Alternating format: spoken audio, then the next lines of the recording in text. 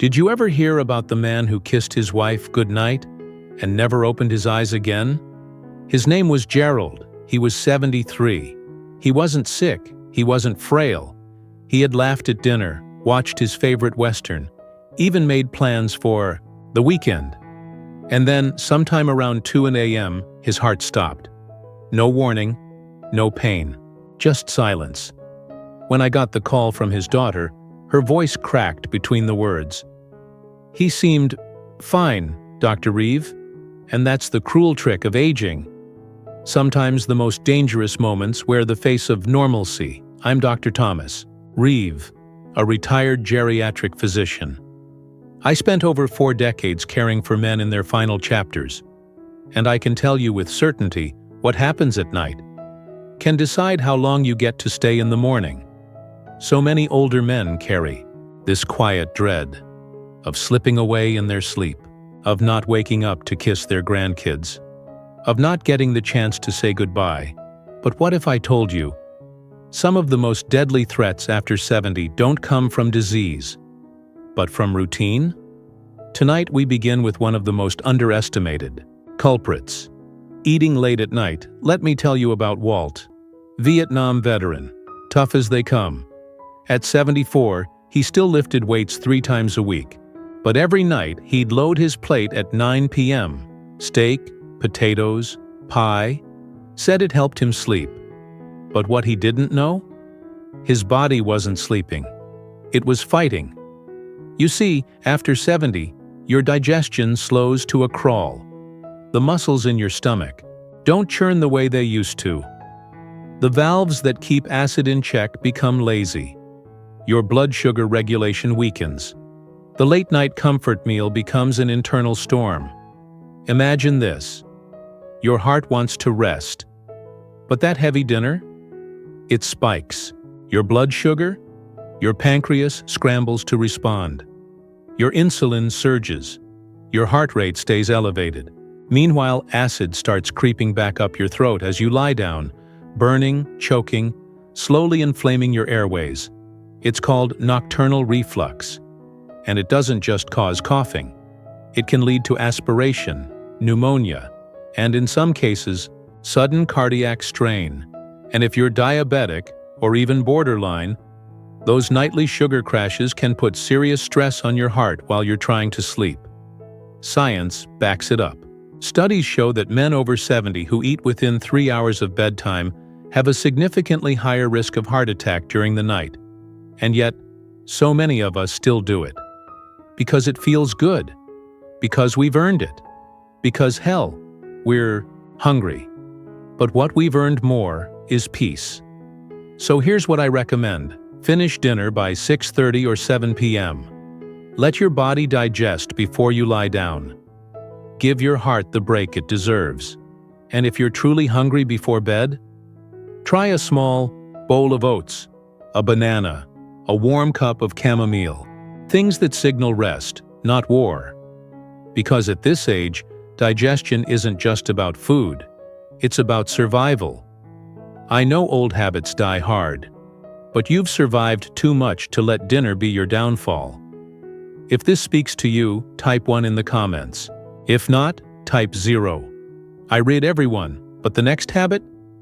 That's the one most men shrug off. Until the night they wake up drowning in sweat and short of breath. There's a silence that creeps into the room when the thermostat is set just a little too high. You don't hear it. You don't even feel it. Not at first, but your heart does. That's the thing about aging. The threats aren't always loud. Sometimes they come wrapped in comfort. A warm quilt, a sealed-up room, a soft sigh into the pillow. But night after night, the quiet heat is killing your sleep and quietly straining your heart. I remember a man named Harold. He was 78 and widowed, lived alone in a small cottage near Melbourne. Every winter he'd crank the heat to 76, layer up in flannel, socks, and 2 heavy blankets. "I can't stand the cold, Doc," he told me. But here's what was really happening. His body, already slower to regulate temperature due to age, was overheating. And as the room warmed, so did his core. At 2 a.m., Harold's heart was racing to cool his system. His body, unable to sweat effectively, began to dehydrate. And while he didn't feel thirsty, his blood was thickening, raising the risk of clots. A stroke waiting to happen. This isn't just theory. It's physiology. As we age, our ability to cool down naturally diminishes. We sweat less. Our blood vessels don't dilate as efficiently. This means even mild overheating can spike heart rate, increase blood pressure, and disturb sleep cycles. Especially the deep REM stage is essential for memory and emotional balance. And then there's dehydration, the hidden assassin. When you sleep in warm, stuffy air, you slowly lose fluids through your skin and breath. That fluid loss thickens the blood. Thicker blood moves slower, clots easier. And for men with any history of cardiovascular issues, that's like rolling dice with fate. The worst part? Most men don't even realize it. They just wake up tired, foggy, anxious, maybe with a dull headache, maybe with heart palpitations they chalk up to bad dreams or too much coffee. But every restless night chips away at your reserves. Let's make this real. Picture your heart like a tired factory. During the day, it runs the machinery of life. But at night, it's supposed to power down for repairs. Yet when your bedroom is too warm, it's like asking that factory to keep working a night shift, under pressure, under strain, until one day, the circuit blows. Now here's what I want you to try tonight. Keep your bedroom temperature between 60 and 67 degrees Fahrenheit. I know that might sound too cold, but your body needs that drop in core temperature to initiate true restorative sleep. If you're chilly, don't pile on heavy quilts. Use lightweight, breathable blankets, cotton or bamboo. And wear moisture-wicking sleepwear, not flannel or fleece. Keep air circulating. Even cracking a window half an inch or running a small fan makes a world of difference. And most of all, don't confuse warmth with safety. You've lived through storms, cold winters, and broken bones. You don't need to coddle your body now. You need to give it what it's truly asking for. Balance. That same cozy room you built for comfort? It could be costing you your best chance at healing. And here's something beautiful. Men who sleep in cooler rooms report better dreams. You know what that means? Their brains are reaching REM, the deepest, most healing part of sleep, the part that clears fog, that strengthens memory, that brings peace. Final thought. You've earned your rest. Don't let it become a hidden fight. You don't need more warmth. You need more wisdom. And wisdom, my friend, means changing what no longer serves you. If you've ever woken up drenched in sweat or just feeling off for no reason, type 1 in the comments. You're not alone. But the next habit? That's one we often confuse with self-care, when it's really setting us up for danger in the dark. It starts as a harmless routine. A glass of water on the nightstand. Maybe a warm cup of tea before bed. Hydration, after all, is health, right? But if you're over 70, that innocent sip before sleep may be quietly putting your safety and your brain at serious risk. Let me introduce you to someone I once treated. Her name was Joan, but this could have been any one of my patients. She was 76, sharp as a tack, lived alone, and had a nightly ritual she never missed. Herbal tea, 9:30 p.m., in her favorite mug with lavender printed on the side. She said it helped her relax. What she didn't realize was that this comfort was costing her the very thing she was hoping to protect: her rest and her body. Because here's the truth. As we age, our kidneys don't rest when we do. They keep filtering, and our bladders, once strong, now weaken and become more sensitive. That cup of tea? It doesn't just soothe. It wakes you up, sometimes more than once, throughout the night. Worse, each time you rise to use the bathroom, you throw your body into chaos. Let me explain. When you've been lying down for hours and suddenly stand up, your blood pressure can drop rapidly. It's called postural hypotension, and it's incredibly common in older adults. You feel lightheaded. The room tilts, your legs go numb, and in a dim room, half awake. All it takes is one misstep, one stumble, one fall. Joan knows this now. One night she woke up groggy, stood too fast and caught her foot on her slipper. She went down hard, broke her wrist. What followed wasn't just a cast, it was months of therapy, depression, and fear. But it wasn't just the fall. It was what came before, a habit, done with love, that quietly stacked the odds against her. Now don't get me wrong, hydration is vital, especially as we age. But timing is everything. Here's how to do it right. Start drinking more water earlier in the day. Front-load your hydration between breakfast and mid-afternoon. By 4 or 5 p.m., begin to taper off. This allows your body to process fluids without pushing them into the late hours. And if you must drink something before bed, take small sips. Avoid full glasses. Absolutely stay away from caffeine. No tea, coffee, or soda after 3 p.m. Caffeine is a diuretic. It tricks your body into releasing more urine. Even so-called decaf herbal teas can carry mild diuretic effects or irritate the bladder.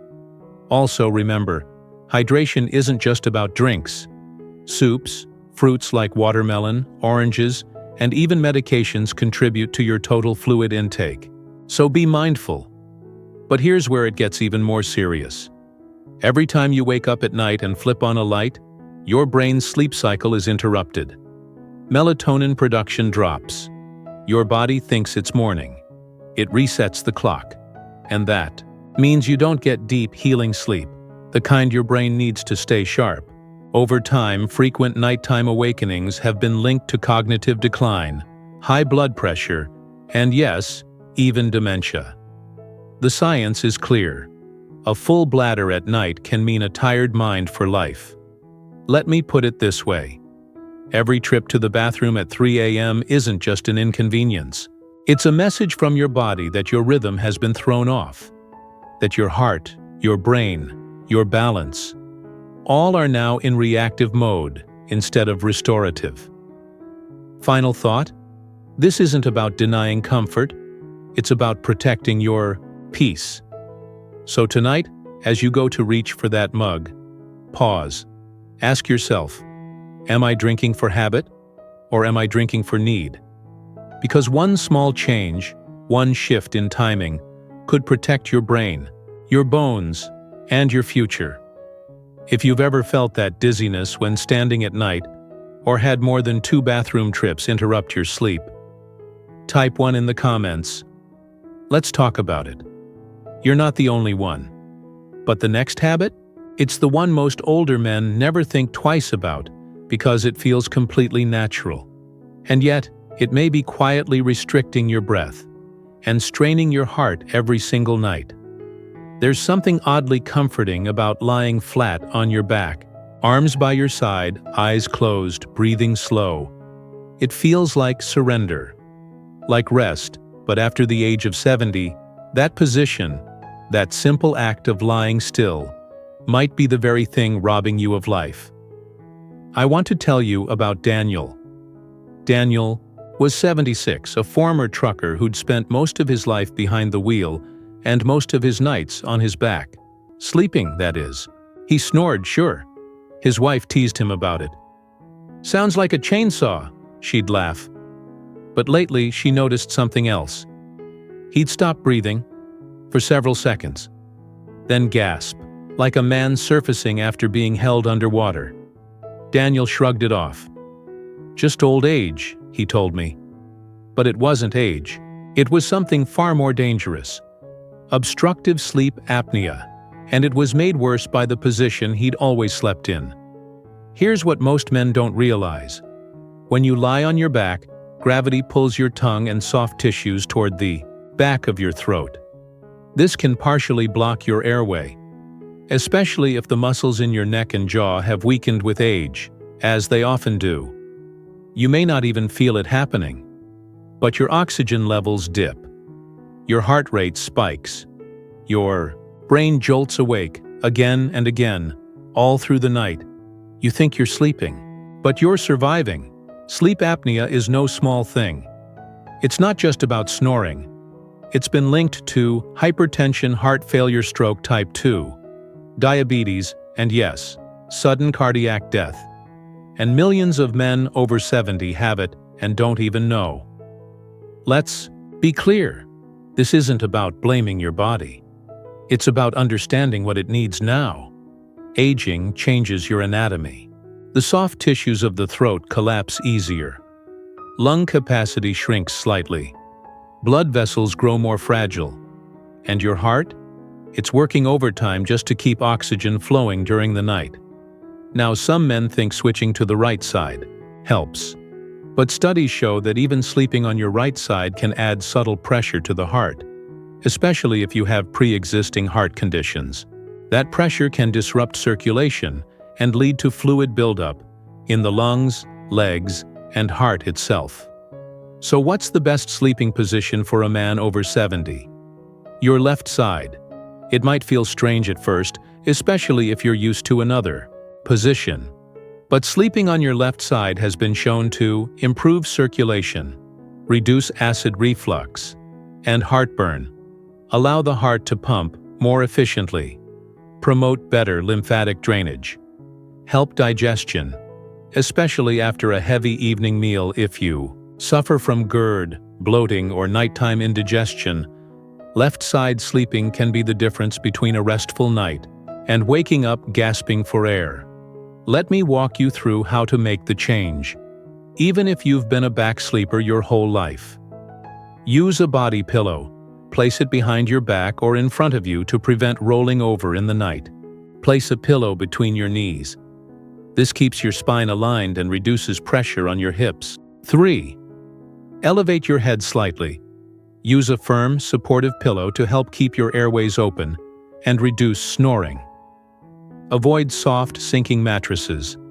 They may feel good but cause posture collapse, leading to nerve and circulation problems. Now, change isn't always easy. Your body may resist it at first. But the payoff? Sharper mornings, lower blood pressure, calmer dreams, and most importantly, your heart working less while you rest. Final thought? Don't let old routines decide your fate. Because while sleeping should be the most healing part of your day, it can also be the most dangerous, if done carelessly. It's not about fear. It's about choice, about reclaiming the hours when your body finally has a chance to heal. And if you've ever woken up tired even after a full night's sleep, or felt like something wasn't quite right with your breathing, type 1 in the comments. Let's bring it into the light. But the final piece of this story, it's not a habit at all. It's a truth, a reflection, a quiet reminder that this chapter of life can be the most powerful one yet. There's a moment, right before dawn, when the world is completely still. No birds, no footsteps, just you and the weight of your thoughts. That moment, for many older men, is sacred, or terrifying, because that's when it hits you. How fragile it all is. One night you go to bed. You think, I'll call my son tomorrow, or maybe I'll finally fix that leaky tap. But you don't wake up. Not because of bad luck, not even because of a disease, but because of small, overlooked habits that piled up over time. That truth. It's not meant to scare you. It's meant to wake you up, while you still can. I'm Dr. Thomas Reeve, and I've spent over 40 years sitting beside hospital beds, holding the hands of men who whispered one thing again and again. I didn't think it would end this way. They weren't afraid of death. They were afraid of being unaware, of not noticing the warning signs, of brushing off what felt small, until it wasn't. But it doesn't have to be that way for you.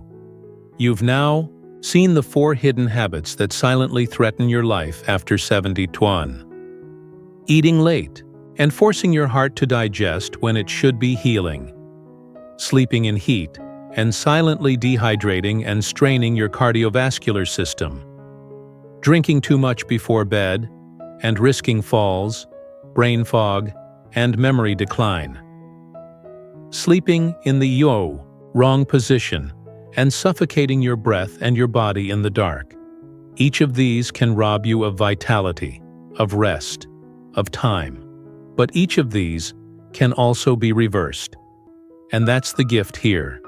You're not too late. Not by a long shot. You can eat dinner earlier and give your heart a break. You can cool your bedroom and let your body truly rest. You can shift your hydration habits and wake up steady, not stumbling. You can turn to your left. And finally, breathe deeply again. You see, aging isn't just about decline. It's about refinement. Your body is wiser than you think. It tells you what it needs. Through discomfort, through restlessness, through that quiet feeling that something just isn't right. All it asks is that you listen. So tonight, take one step. Just one. Lower the thermostat. Move your dinner up an hour. Set a reminder to stop sipping water at 6. Place a pillow between your knees. Choose just one. Because one small shift can begin a ripple, and that ripple can change your mornings forever. Now I want to say something that most people won't. You deserve a good night's sleep. Not just physically, but emotionally. You deserve peace, not panic. Clarity, not confusion. Rest, not regret. There is a kind of masculinity that doesn't shout. It listens. It adjusts. It protects the body like it would protect a loved one. That's the kind of man you are, or can be. This is the beauty of wise years. A place where older men support each other. Where aging isn't weakness. It's strength, earned, and where every night you survive is a morning you've conquered. So if this message meant something to you, subscribe, join us. Be part of a community where men grow together, reflect together, and live the rest of their days with dignity, strength, and peace. And in the comments, tell me, which habit are you going to change tonight? I'll be reading. Because your journey matters, and this is just the beginning. Sleep well, my friend. The morning is waiting for you.